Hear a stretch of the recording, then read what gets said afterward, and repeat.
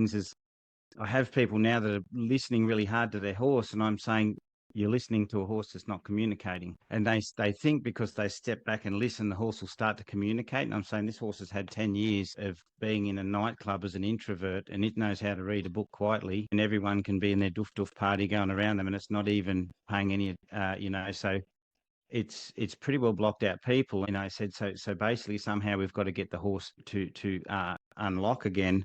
And, because I have had horses and people that they've backed right off pressure because they thought pressure shut down my horses. And now I'm going to back off. I'm going to sit in a paddock and the horse is going to come out. And I'm like, well, yes, it may come out when the pressure's off, but as soon as you press a little bit of pressure, the horse is going to go back to its default, which is a coping mechanism that's been preset for the last 10 years. And now I'm like, it's good to be able to show someone when they can start to communicate and listen to their horse. But the hardest thing is pressing the buttons is to get the horse to come out and search again. And it's almost like you see a turtle come out of its shell or an echidna when they bury down to suddenly come out and nobody's around going to walk away. But as soon as you add pressure, the turtle goes in the shell. And I guess over the years, I've been trying to figure out how can we add a pressure or a feel to that horse to get it to search and communicate, not just, listen to its trauma and then step back and hopefully it's going to come good. And that's been a mission in itself as well,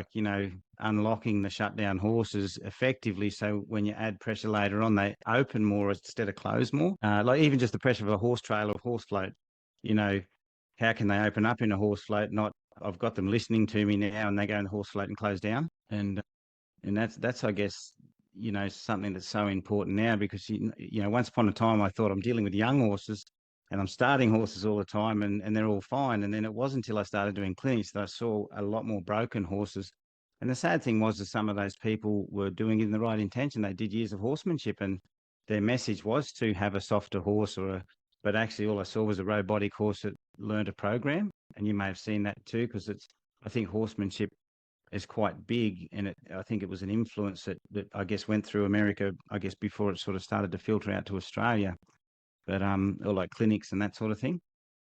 And when it became a program, you can see a performance horse, a race horse, and a horsemanship horse now that's got the same, mechanical problems and emotional problems. So it's good to be able to sort of get horsemanship back to, I think, the track that it was meant to be, which was a soft thinking horse that can process and live and coexist with the pressure of life, but not feel traumatized by